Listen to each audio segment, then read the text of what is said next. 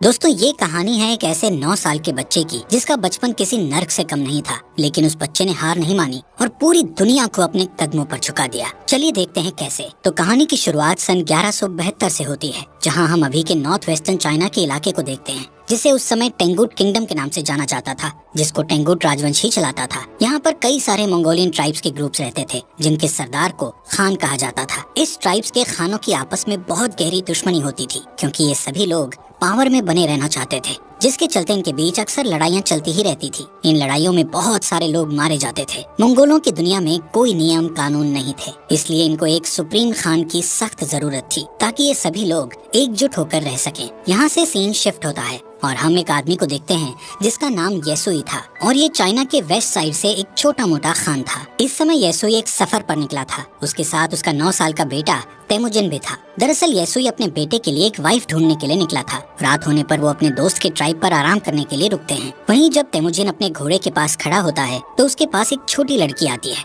जिसका नाम बोटे था। वो उससे उसका नाम पूछती है और कहती है कि तुम यहाँ क्यों आए हो, जिस पर तेमुजिन उसे अपना नाम बताकर कहता है कि वो अपने फादर के साथ उसके लिए एक वाइफ ढूंढने के लिए आया है। तभी बोटे उससे कहती है कि तुम्हें मुझसे ही शादी करनी चाहिए। इतना कहते हुए वो वहाँ से चली जाती है। रात में जब तेमुजिन अपने फादर के पास बैठा होता है तो उसके फादर उसे कहते हैं कि मुझे तुम्हारे लिए एक ऐसी वाइफ चाहिए जो सबसे ताकतवर समुदाय से हो। तभी तेमुजिन अपने फादर से कहता है कि मैं खुद ही अपने लिए लड़की चूज करूंगा। तेमुजिन की जिद के बाद उसके फादर उसे अपने दोस्त की ट्राइब से किसी एक लड़की को चुनने की इजाजत दे देते हैं। अब सुबह होते ही तेमुजिन के फादर उस ट्राइब की सभी लड़कियों को लाइन में खड़ा करके उनके पैरों को गौर से देखते हैं, क्योंकि उनका मानना था कि एक स्ट्रॉन्ग लेग्स वाली लड़की ही अपने पति को खुश रख पाती है। इसके बाद तेमुजिन एक एक लड़की को देखता जाता है और लास्ट में वो बोटे को अपनी पत्नी चुनता है और उन दोनों की शादी हो जाती है। लेकिन शादी होने के बाद भी वो दोनों आने वाले 5 साल तक एक साथ नहीं रह सकते थे, क्योंकि ये उनकी ट्राइब्स का नियम था। अब तेमुजिन और उसके फादर का यहाँ से जाने का समय हो जाता है। लेकिन जाने से पहले तेमुजिन बोटे को एक नेकलेस गिफ्ट करता हुआ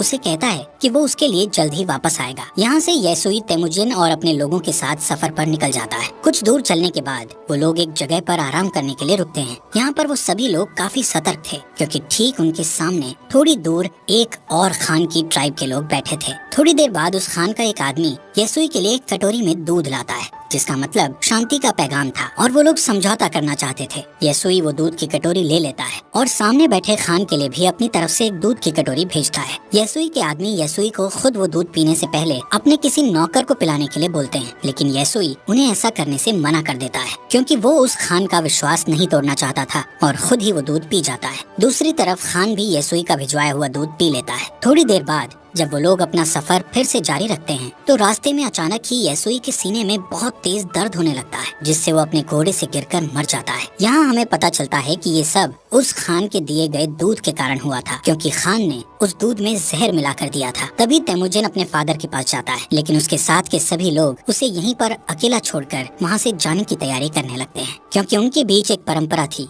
जिसमें उनका मानना था कि उन्हें किसी मजबूत इंसान को ही फॉलो करना चाहिए। अब जबकि येसुई जो उनका राजा था उसकी डेथ हो चुकी थी, इसलिए येसुई के लोग अपने लिए एक नए राजा की तलाश में निकल रहे थे। जिसके बाद तेमुजिन अपनी माँ के साथ अपने पिता येसुई का अंतिम संस्कार करता है। येसुई के पास जो बहुत सारी भेड़ें और बकरियां थी, अब वो सब येसुई के सबसे खास सैनिक, जिसका नाम टारगुटाई था, उसने रख ली थी। ये देखते हुए तेमुजिन की माँ उसे बद्दुआ देते हुए कहती है कि मेरा बेटा एक दिन तुम्हें ढूंढ कर जरूर मारेगा। टारगुटाई ये सुनकर सोच में पड़ जाता है कि कहीं आगे चलकर ये बच्चा उसे सच में ना मार दे, इसलिए वो उसे उसी वक्त मारने के लिए आगे बढ़ता है। लेकिन मंगोलों में एक रिवाज था जिसके हिसाब से किसी को मारने से पहले वो उसकी हाइट को उनके रथ के पहिए से नापते थे, और वो कभी भी बच्चों को नहीं मारते थे। जब टारगुटाई तेमुजिन की हाइट को उनके रथ के पहिए से नापता है तो उसकी हाइट कम निकलती है, और तेमुजिन अभी बच्चा था इसलिए वो बच जाता है। लेकिन टारगुटाई उसकी माँ को बोलता है कि वो अगले साल तेमुजिन को मारने जरूर आएगा, और तब तक उसकी हाइट और उम्र भी बढ़ चुकी होगी। कुछ महीनों बाद जब सर्दी आ जाती है तो तेमुजिन के पास छुपने के लिए कोई भी जगह नहीं थी। तभी उसे अपने फादर की बात याद आती है कि उन्होंने कहा था कि गॉड टेंगरी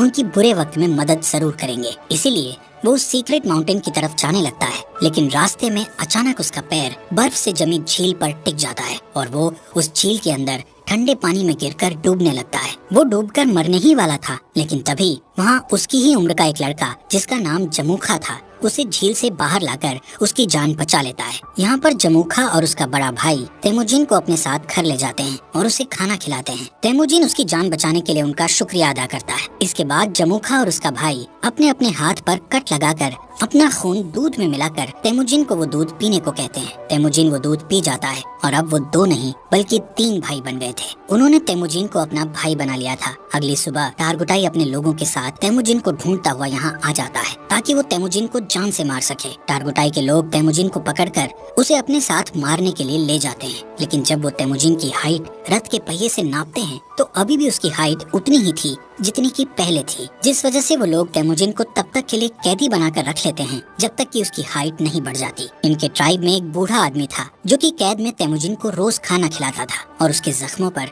मलहम पट्टी भी करता था। कुछ दिनों बाद टारगुटाई फिर से तेमुजिन की हाइट नापता है, लेकिन अभी भी उसकी हाइट उतनी ही थी। इसी टाइम पर यहाँ बारिश होने लगती है और सभी लोग भागकर अपने अपने तंबू में चले जाते हैं। इसी बात का फायदा उठाते हुए वो बूढ़ा आदमी तेमुजिन को वहाँ से छुड़ाकर भगा देता है। तेमुजिन भागता भागता बहुत दूर चला जाता है। उसके गले में एक भारी लकड़ी का फंदा भी बंधा हुआ था, लेकिन कैसे भी करके वो उस पहाड़ पर जाता है जहाँ पर उसके फादर ने बताया था। वहाँ वो गॉड टेंगरी से विश मांगता है कि अचानक तेमुजिन को वहाँ एक सफेद भेड़िया दिखता है, जिसके तुरंत बाद उसके गले में बंधा हुआ लकड़ी का फंदा भी अपने आप ही खुलकर नीचे गिर जाता है। यहाँ से सीन कट होता है और हम सन 1186 में तेमुजिन को देखते हैं, जो कि अब एक नौजवान लड़का बन चुका था। लेकिन तेमुजिन अभी भी टारगुटाई के लोगों से बचकर भाग रहा था। कई सालों से टारगुटाई के लोग तेमुजिन को ढूंढ रहे थे और एक दिन वो तेमुजिन को ढूंढ ही लेते हैं और उसे पकड़कर फिर से कैदी बनाकर उसी लकड़ी के फंदे में रखते हैं जिसमें उसे बचपन में रखा गया था। अब क्योंकि तेमुजिन की हाइट और उम्र बढ़ चुकी थी, इसलिए उसके मरने के चांसेस बहुत ज्यादा थे। लेकिन टारगुटाई उसे जान से नहीं मारता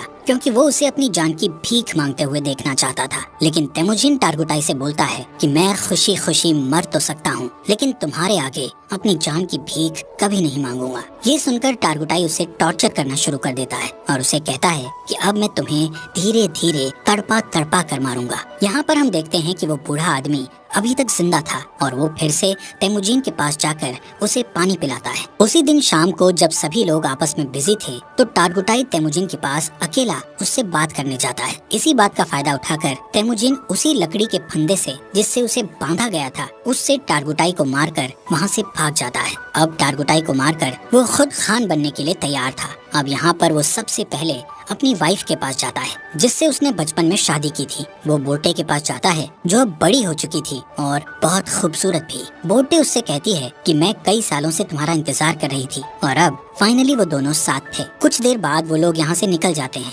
यहाँ से तेमुजिन सीधा अपनी माँ और बहन के पास उनसे मिलने जाता है। तेमुजिन को इतने सालों बाद देखकर उसकी माँ और बहन बहुत खुश थे, लेकिन एक दिन इनके ऊपर मर्किट ट्राइब के लोगों का अटैक हो जाता है। कई साल पहले तेमुजिन के फादर ने इस मर्किट ट्राइब के खान की मदर को किडनैप किया था और तब इस ट्राइब के खान ने कसम खाई थी कि वो अपनी माँ का बदला जरूर लेगा। और अब ये लोग यहाँ बोटे को किडनैप करने आए थे। बोटे और तेमुजिन दोनों यहाँ से भागने की कोशिश करते हैं, लेकिन तभी एक तीर बोटे को लगता है जिससे वो अपने घोड़े से नीचे गिर जाती है और वो लोग उसे किडनैप कर लेते हैं। दरअसल मर्किट खान बोटे को अपनी वाइफ बनाना चाहता था, वहीं दूसरी ओर तेमुजिन अपनी वाइफ बोटे को वापस लाना चाहता था, जिसके लिए वो अकेला काफी नहीं था। इसलिए वो मदद के लिए अपने पुराने भाई जमूखा के पास जाता है। यहाँ जमूखा भी एक ट्राइब का खान था जो कि बहुत पावरफुल ट्राइब थी। जमूखा तेमुजिन की मदद करने के लिए तैयार था, लेकिन लड़ाई के लिए वो तेमुजिन को 1 साल का इंतजार करने के लिए कहता है क्योंकि उसे बाकी ट्राइब्स पर अटैक करके उन्हें अपने अंडर लेना था। समय के साथ साथ 1 साल भी बीत जाता है और वो वक्त आ जाता है जब वो दोनों भाई मिलकर अपनी सेना लेकर मर्किट ट्राइब पर अटैक करते हैं। लड़ाई में वो सभी लोगों मर्किट ट्राइब के खान और उसकी सेना को मारकर उनका जरूरी सामान अपने साथ उठा लेते हैं। वहीं एक टेंट में बोटे बैठी थी जो कि प्रेग्नेंट थी। इसके बावजूद भी तेमुजिन उसे अपना लेता है। उसी रात ये लोग अपनी जीत का जश्न मनाते हैं और तेमुजिन के साथ और भी कई लोग जुड़ जाते हैं जो उसे वहाँ मिले सामान को सभी में बांटने के लिए कहते हैं, जिसमें से तेमुजिन सिर्फ 10% सामान ही अपने पास रखता है और बाकी 90% वहाँ के लोगों में बांट देता है। तेमुजिन उन मरे हुए लोगों के परिवारों को भी कुछ सामान देता है जिन्होंने लड़ाई में अपनी जान गंवाई थी। तभी यहाँ जमूखा के 2 लोग ये सब देखते हैं और तेमुजिन की ट्राइब के साथ जुड़ जाते हैं। अब क्योंकि मंगोल्स में शुरू से ही ये नियम था कि वो अपने खान को खुद ही चुन सकते थे, जिसमें जमुखा चाहकर भी कुछ नहीं कर सकता था। लेकिन ये देखकर कि उसकी ट्राइब के 2 लोग तेमुजिन की ट्राइब में चले गए हैं, उसके मन में तेमुजिन के खिलाफ दुश्मनी बढ़ जाती है। नेक्स्ट सीन में तेमुजिन के आदमी जमुखा के आदमियों को उनके घोड़े चुराते हुए देख लेते हैं। तभी जमुखा के आदमी बचकर वहाँ से भागने लगते हैं, जिसके बाद तेमुजिन के आदमी गुस्से में गलती से उन्हें जान से मार डालते हैं। लेकिन जब वो लोग जमुखा के उन लोगों को देखते हैं तो उन्हें पता चलता है कि उनमें से एक आदमी जमुखा का बड़ा भाई था। और अब जैसे ही जमुखा को इसके बारे में पता चलता है तो वो तेमुजिन को जान से मारने की ठान लेता है, क्योंकि उसे अपने भाई की जान का बदला लेना था, जिसके लिए जमुखा आसपास के और ट्राइब्स के खानों से हाथ मिला लेता है और अपनी एक बड़ी ट्राइब बनाकर तेमुजिन की ट्राइब पर अटैक कर देता है। तेमुजिन जानता था कि वो लोग ये जंग नहीं जीत सकते, क्योंकि उसके पास इतने सैनिक नहीं थे जितने जमुखा के पास थे। इसलिए वो अपनी ट्राइब की औरतों और बच्चों को वहाँ से जाने के लिए कहता है और बाकी लोगों को लड़ने के लिए बोलता है। इस लड़ाई के बीच तेमुजिन अपने सैनिकों के साथ हार जाता है और जमुखा उसे और उसके सैनिकों को बंदी बना लेता है। जमुखा तेमुजिन को अभी भी भाई बोलता था, लेकिन वो अपने बड़े भाई की जान का बदला लेना चाहता था, इसलिए वो तेमुजिन को अपनी जान बचाने के लिए गिड़गिड़ाते हुए देखना चाहता था। इसके बाद वो तेमुजिन को अपना गुलाम बना लेता है और किसी और ट्राइब के लोगों को बेच देता है, जहाँ सजा के तौर पर तेमुजिन को रेगिस्तान में काफी दूर पैदल चलना पड़ता है। बहुत दूर चलने के बाद ये लोग एक शहर पहुँच जाते हैं जहाँ टेंगुट डायनेस्टी का शासन था।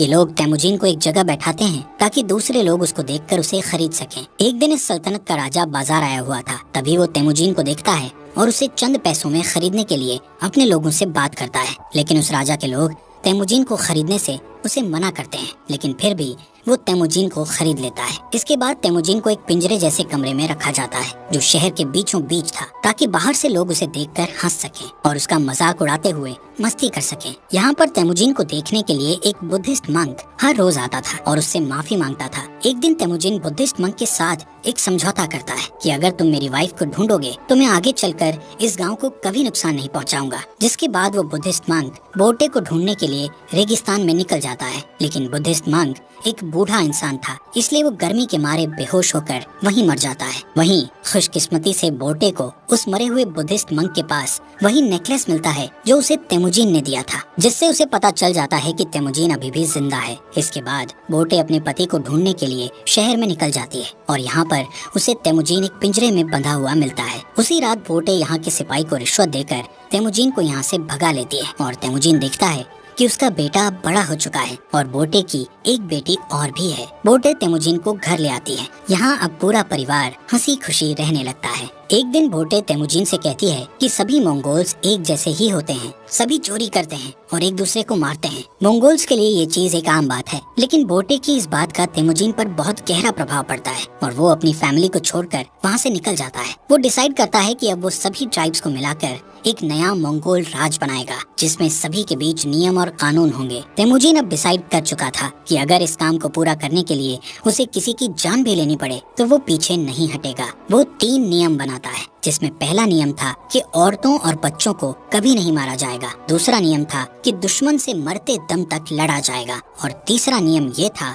कि कोई भी अपने खान को धोखा नहीं देगा। यहाँ से सीन कट होता है और हम सन 1196 को देखते हैं, जहाँ कई साल पहले तेमुजिन ने कसम खाई थी कि वो मंगोल की बड़ी आर्मी बनाएगा और अब उसने बहुत सारे ट्राइब्स को जीतकर एक साथ जोड़कर एक बड़ा मंगोल बना लिया था। अब उसके रास्ते में एक ही रुकावट थी जो उसको राजा बनने से रोक रही थी, और वो रुकावट और कोई नहीं बल्कि उसका भाई जमुखा ही था। जमुखा के पास भी एक बहुत बड़ी आर्मी थी और वो दोनों एक जंग के मैदान में अपनी पूरी आर्मी लेकर लड़ाई के लिए तैयार थे। यहाँ पर तेमुजिन जमुखा को उसका भाई होने के नाते उसके साथ जंग करने के बजाय उसको समझाना चाहता था, लेकिन जमुखा जल्दबाजी में बिना कुछ सोचे समझे अपने बहुत सारे सैनिकों को लड़ाई के लिए भेज देता है, जिसके नतीजे में उसके सभी सैनिक मारे जाते हैं। कई घंटों तक लड़ने के बाद तेमुजिन आखिरकार उससे जीत जाता है और जमुखा के साथ उसके कई सारे आदमियों को जिंदा कैद कर लेता है। तेमुजिन जमुखा के बचे हुए सिपाहियों को मारने के बजाय उन्हें अपनी आर्मी में शामिल कर लेता है।